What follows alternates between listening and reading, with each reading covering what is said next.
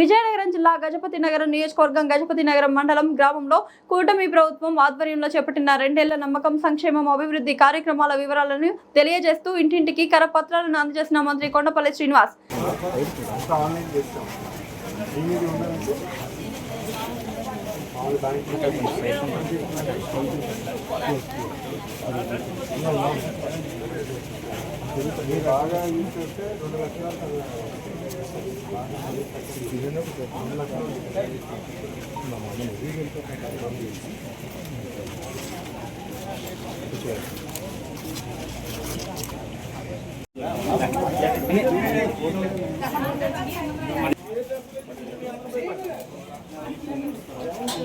రెండు సంవత్సరాల్లో ప్రభుత్వం ఏం చేస్తుంది, మన నియోజకవర్గంకి ఏం చేస్తాం చూద్దాం.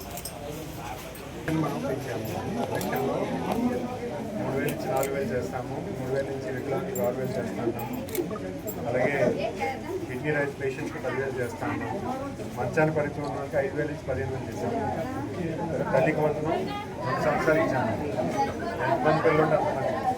1 సంవత్సరానికి 4,000 ఖర్చు పెడితే మనం 10,000 కోట్లు ఖర్చు పెట్టాం.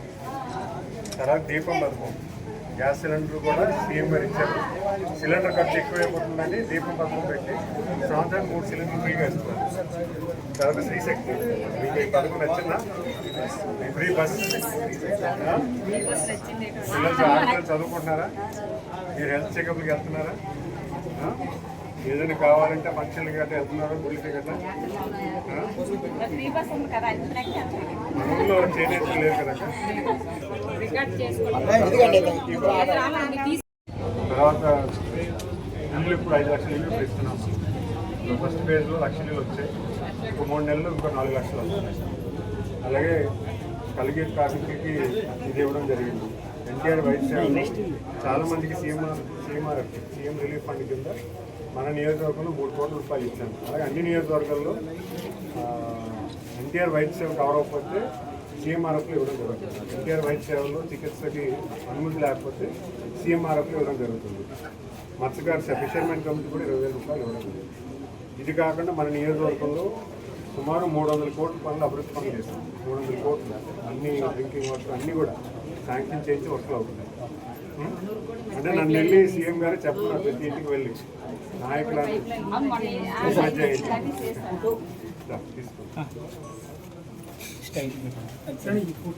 ఫోటో తీసుకో.